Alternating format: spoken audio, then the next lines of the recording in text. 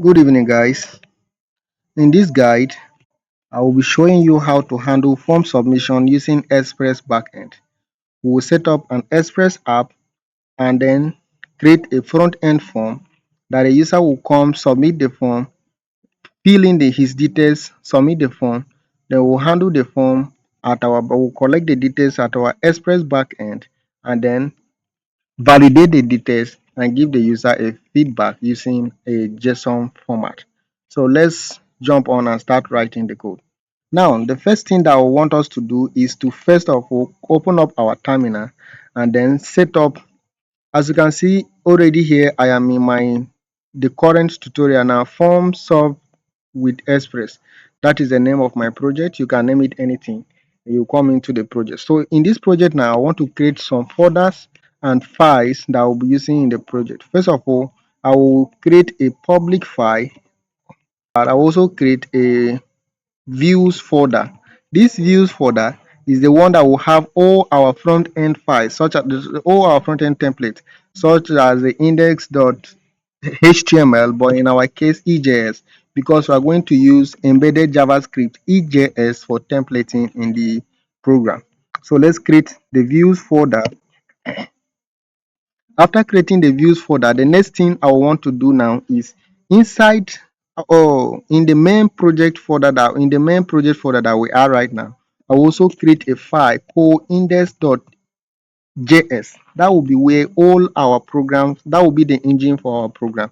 That will be our entry point and everything that we'll be doing in this program. All our backend code that we're writing is going to be inside this index.js file.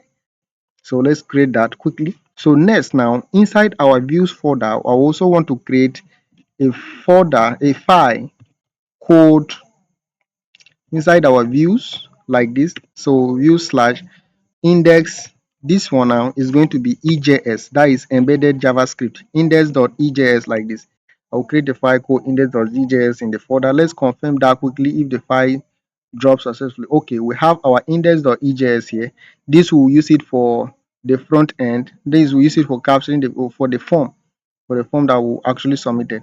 So next, inside my public file now, I want to create a file called style.css.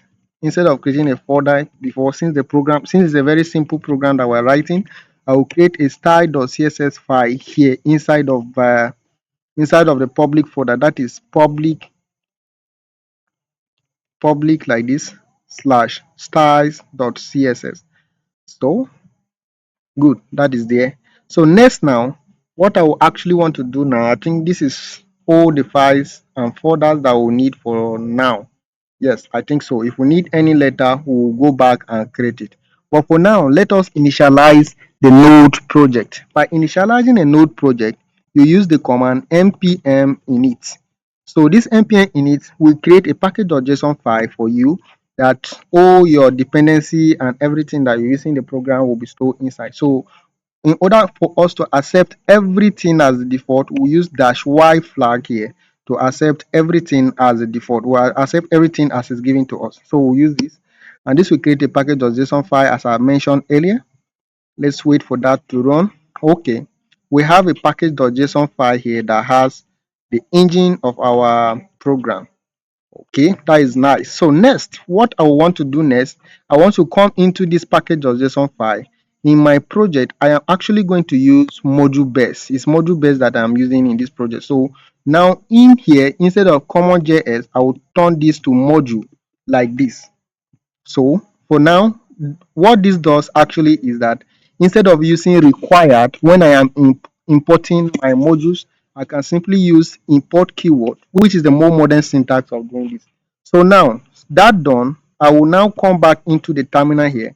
I also want to install the dependencies that we will be using. Actually, we'll be using Express.js. We'll be installing Express.js. We'll also be installing EJS too for the project. As I've mentioned earlier, we're only going to use Express.js and EJS. We'll do npm install Express.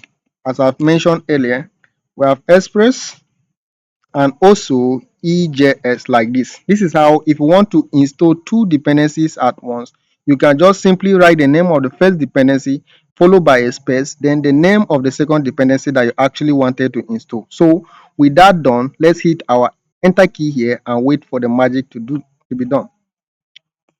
Very good. As I'm saying, it comes. We have a dependency object which has EJS and Express.js. This is telling us that we are using the EJS version 3.1.0, which is the latest version, I guess, for now, and we're using Express version 5.1.0, which is also the latest Express version. So with that install, we will now go back into our index.js file and set up the backend of the program. We import Express from Express like this. So with that done, we just come down here and set our app. So we'll do constant app. We'll set it equal to the Express that we imported up here. That is constant app is equal to Express like this. We'll call the Express method like this. So now we also need a port that our app will be listening on, and which the port I will set it to be for 3000. That is the port that we use. Next now we will need to create middlewares, the middlewares that we'll be using. This middleware is actually what gives us the interactions between the front end and the back end, and all the communications that we are doing. We are communicating with the front end of our app is actually through this middleware. And the middleware here, the ones that I'm going to use app.use app.use express. So inside this, we'll have an object which will say extended. I'm going to say extended. I will set it to true. I'll set extended to true like this. So next, now I'll also set the app.use express.url.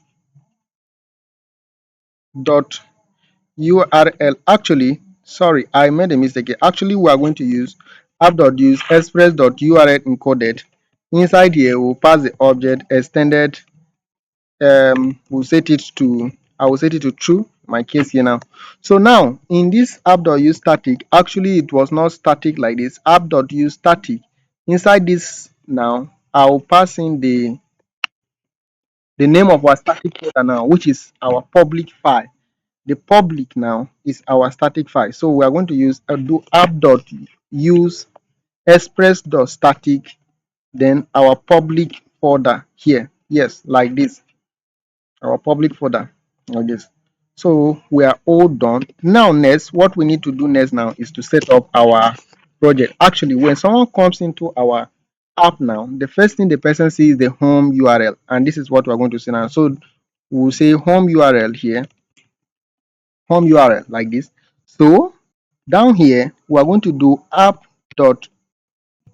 It's a get method. When someone requested to get the home URL, which is the slash root, now when someone requests this, we'll have a function here which will take the request that the person will make and the response that we're actually going to send back to the person, which will set it equal to an arrow function like this.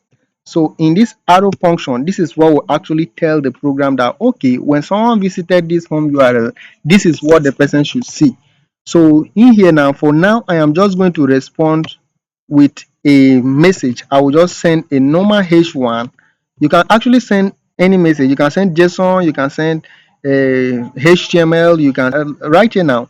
I'm going to send a H1 that will just say welcome. So let's do the H1 here like this. We'll say welcome, just welcome. We're not going to say anything more, just welcome. So welcome like this. We'll close the H1 tag, H1 like this. Okay. So we want that whenever someone visited the home URL, the person should see welcome, just welcome. We'll just welcome the person without saying anything. So now, what we need to do next now is to tell our program that it should listen, give us a listening ear on a particular port, which we set it up here to be port 3000 here. So now we will come down here now and do app.listen. App.listen. In this function, we're actually going to pass in the port that we want the program to listen on, and also a function. But in this case, the function is not going to take request and response. It's just a straightforward function that will just tell us. Inside this function, we'll just say the program should tell us that listening, just say listening on the name of that port that we use up there, which will use a dollar sign, curly braces to input the variable port here like this. So we are good. Now let us run our program. Go to localhost colon 3000 and then check our app there. So the command I am using nodemon. You can use node, just nodemon index.js like this.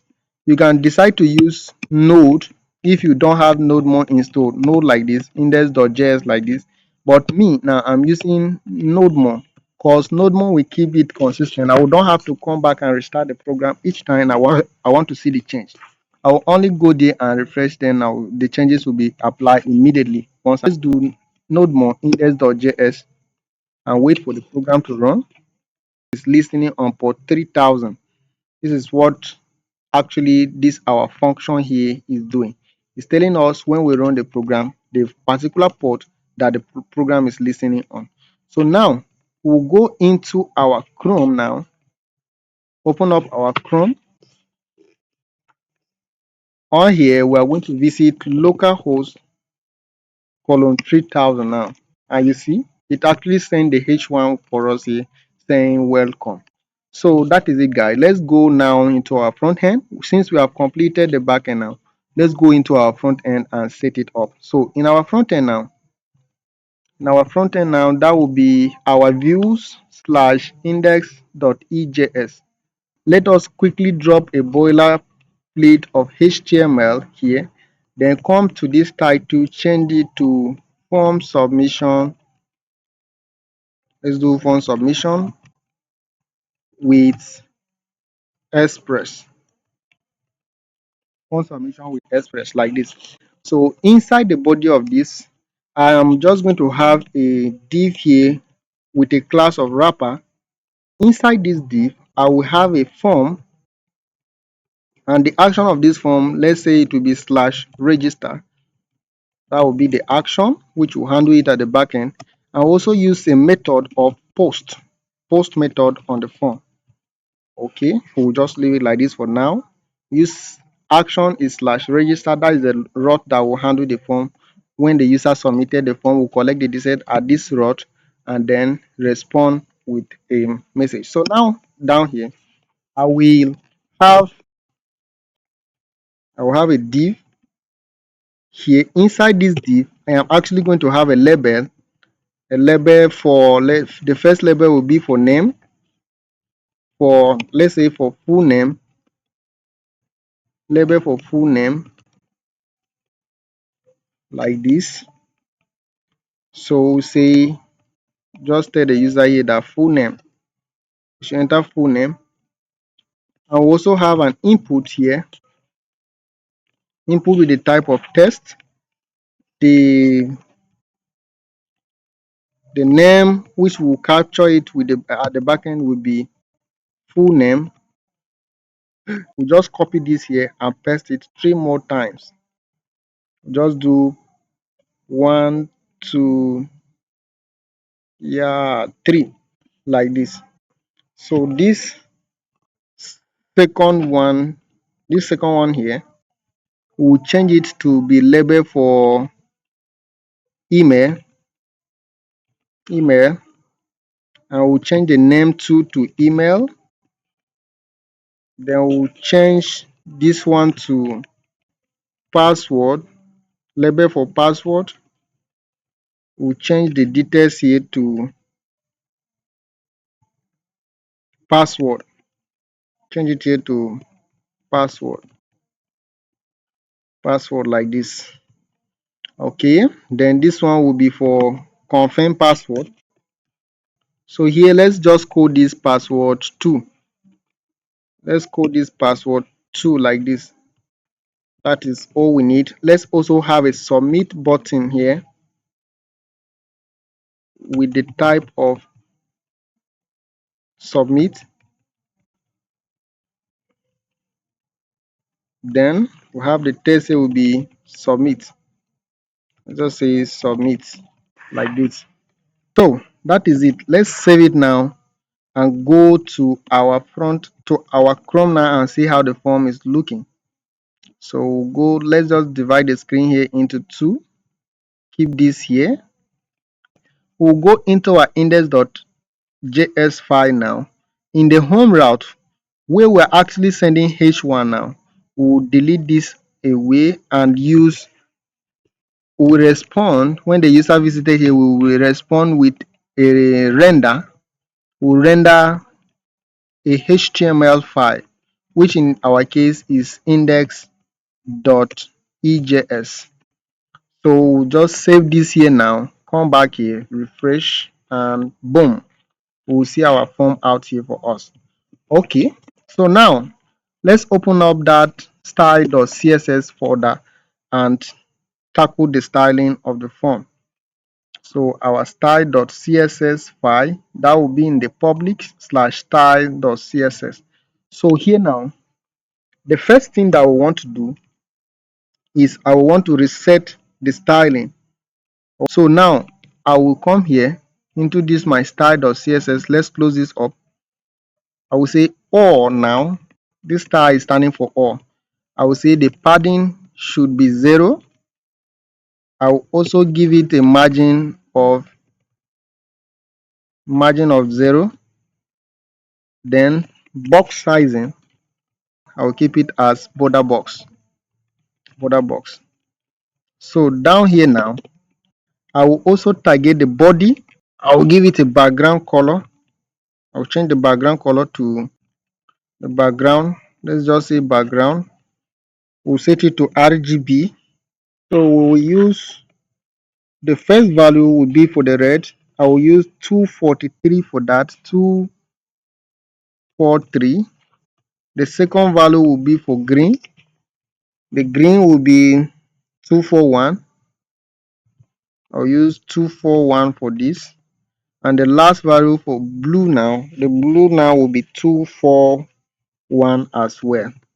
So next now, we want to give it a minimum height of 100 VH. This will be to enable us to align everything to the center. So we'll just use min height of 100 VH. So next now, I will display the whole body as flex. I will display it as a flex box, and then I will justify the contents to the center. I will justify the contents to the center like this, and I will also align the items to the center like this. Now we'll save that. Let's refresh this, and we should see no change because I actually forgot to include the links to our style.css. So we have a link here with a range of style sheet, and the location will be slash, what did we name it, styles.css. Now we should save it and come back here, hit refresh, and our style should take effect. That is good. So now next I will want to target, actually we should have a h1 here which will be telling us what we are doing. So let's have a h1 here quickly. H1, we'll just say sign up. Just write sign up like this. Sign up. So let's refresh and make sure that applies. Okay, very good. It comes up. So now, next now, I will just want to send that H1 to the middle of the screen. Let's say the H1 like this. I'll use test align center on it. Test align center. I'll give it a margin. I'll give it a margin button of let me say 1 rem. So next now, I want to target that wrapper div that we have in there. I think we have a div called wrapper that embezzle very good. This div, this entire div here that is called wrapper. So the wrapper now, targeting it dot wrapper. What do I want to do with the wrapper now? I want to give the wrapper a background color of white, pure white, that is hash FFF, and also I want to give it a box shadow. Box that shadow, I will give it, let me say 5 pixels to the left, say 5 pixels to the right, I mean 5 pixels to the right, 5 pixels down. Then the offset should be, that is the blue should be 15 pixels. I'll give the blue to be 15 pixels like this. The color of hash E8 E8 like this. Okay, that is it. And also we'll add it a little padding, add it a padding of 1 rem all around it. So give it a width.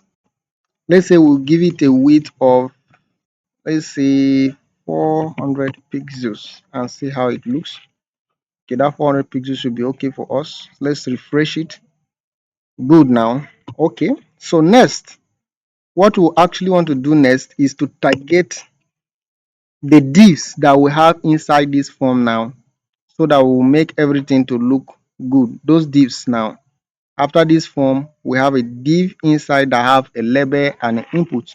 So we'll target that div next now. So we'll target dot wrapper, the form, then the divs that we have inside like this. This is how we'll target it. So those divs now, we want to actually display them as a flex. Display flex, we use flex direction column so that it will go down straight. Give it a gap of, let's say 1 pixels or 1 rem. Let's say gap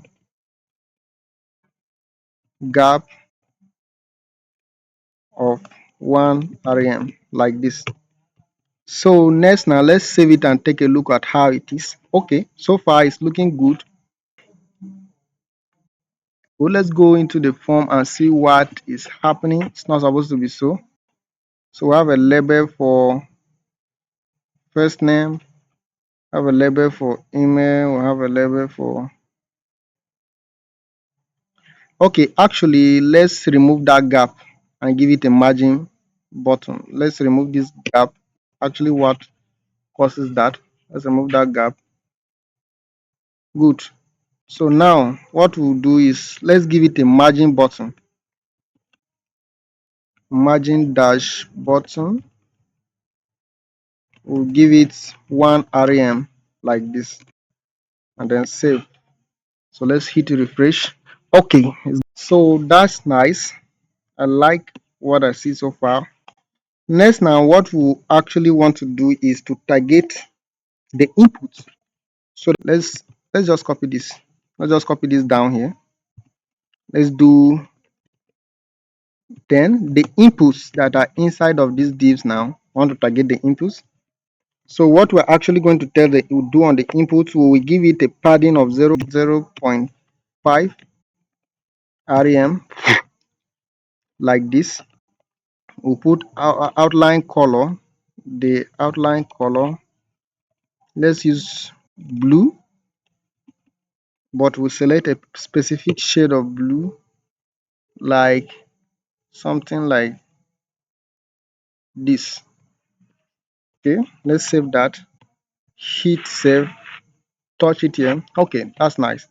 So next now, we'll change the border, the border of the color, the border of the input. So the border now, what we can do to it, we say we'll give it 2 pixels. We'll say it should be solid. So it should be solid like this. Then the color should be gray, but we select a specific shade of gray like this gray. So now let's hover over it here and select this specific shade of gray and take a look at how it is. That is not too good. Let's still take it down like here. Hit save. Okay, let's just leave it like that now. So also give it margin on the top. Let's add a little margin on the top. That is margin top. Margin top. Let's say 0.5 rem. Hit save. Good. That's actually nice now.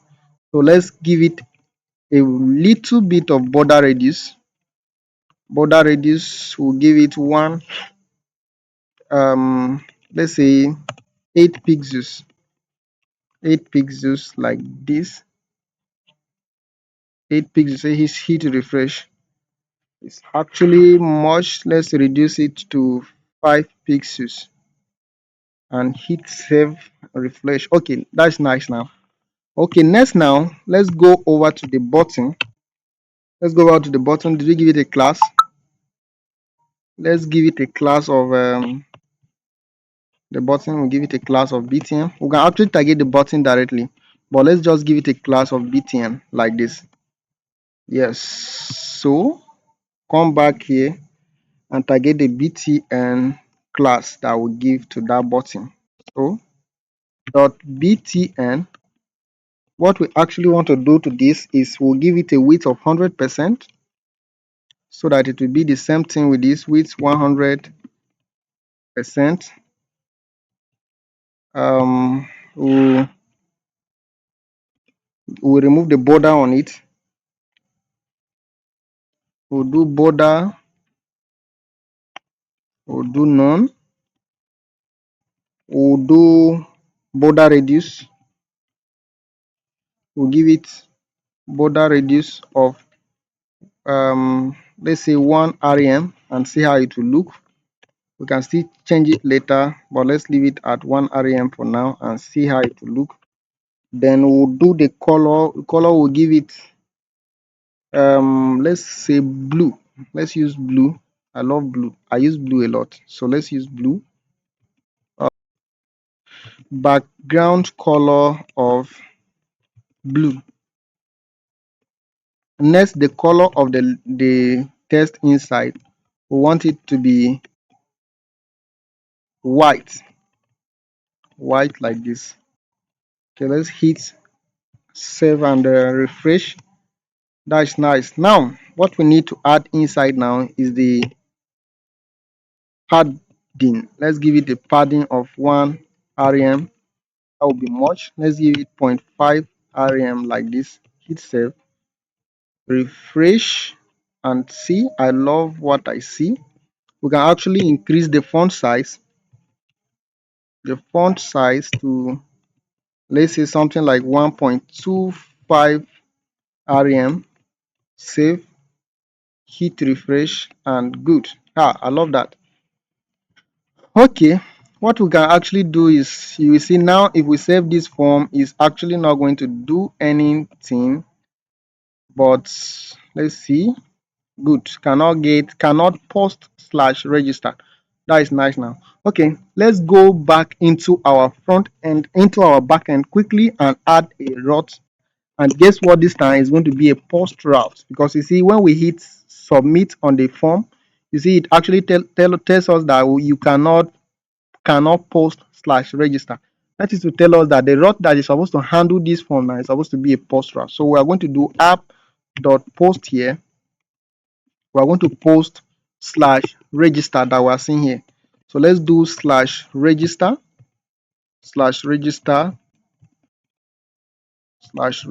like this. So if we post this slash register, we are going to give it a function. This function will also have a request and will also have a response as usual. As our normal function, we'll give it an arrow function. This will be an arrow function like this. So when the user posts this form, we'll actually have something from like our Express here. It give us something here called body request, like request dot body like this. It's coming from that our express.url encoded. Here we have something as request.body, which we can accept and get hold of the inputs that the user feed from the form at the front end here. So the request.body will give us all those fields that we have here.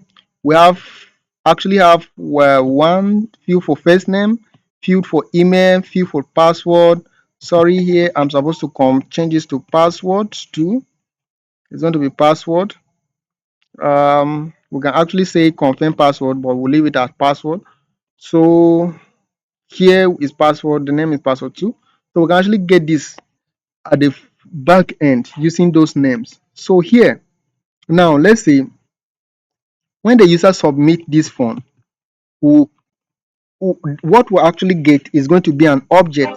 The request of body will actually be an object that will have those field that we mentioned, the name, the full name, the email, the password, and the confirm password. It's actually going to be an object that will have all those inside. So we can actually destructure this object here using full name as exactly as we spell it over there.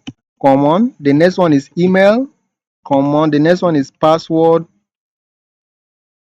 Common. The next one is password. This password 2, I guess. Okay, we'll set this equal to our request that is coming from the form dot body. You get. So this request dot body is actually going to give us this field here as we specified in our index.ejs file. The name for this is password, the name for this is full name, the name for this is email. So we can actually do name. Let's come here now. We can actually do something like, okay, let's say name now. Let's say constant name. The const name, we'll set it equal to request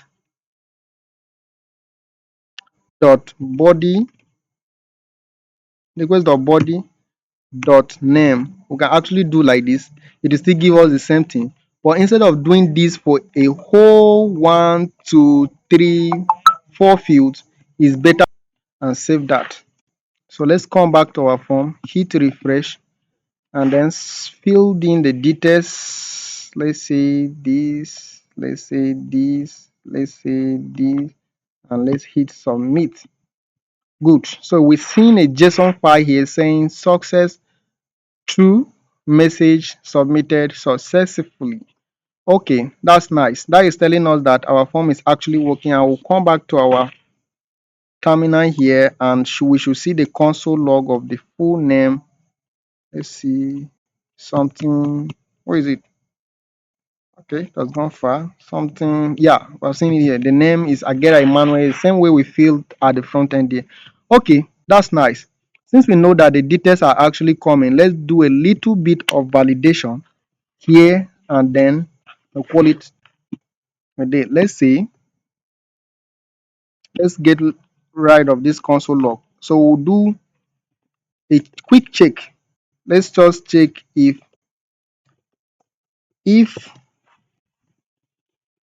not name, if not full name,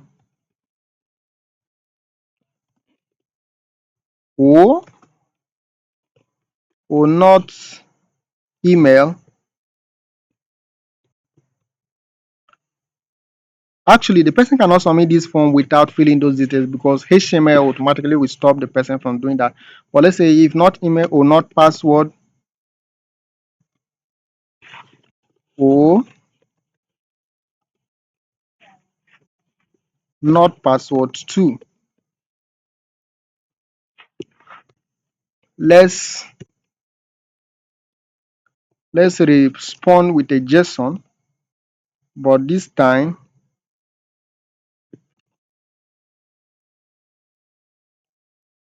we will status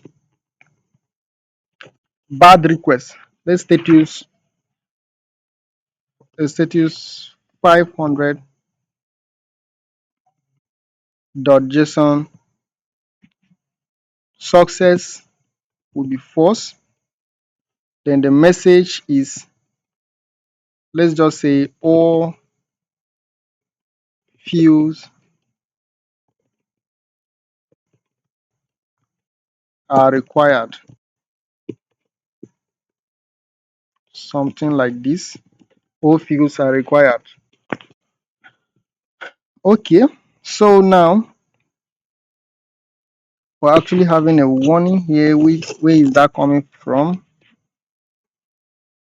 If not name, not full name or not password, we actually forgot to put O here. So that is actually why it is warning us. So let's put that quickly. And we'll just on this. So next, now we want to check if the passwords are not the same. We'll also reply with a different message. So if now, let's get rid of this and quickly check if password is not equal, it's not directly equal to password 2, we'll respond with the 500, which is bad request message. Now will be password. We'll just tell the user that all the password must match.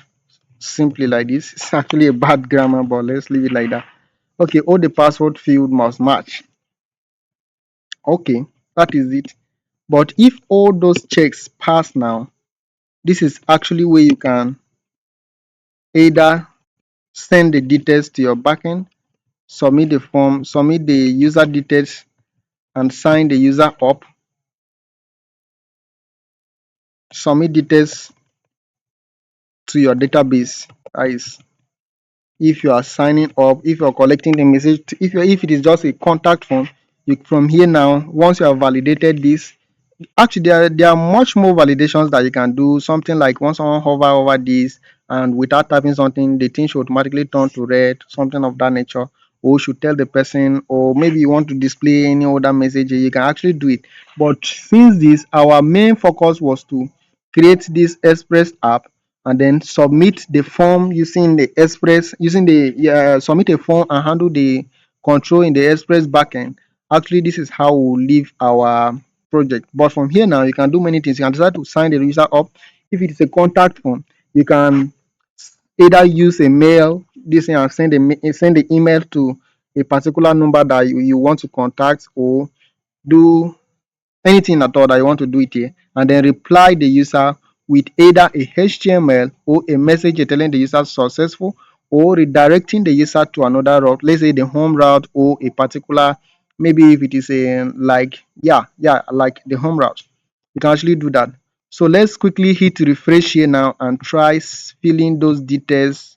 Like let's say we enter the email but we did not enter the second field of the password correct. Let's say we entered more than the first one. Let's see, success false message, all fields are required. Why are we having that? um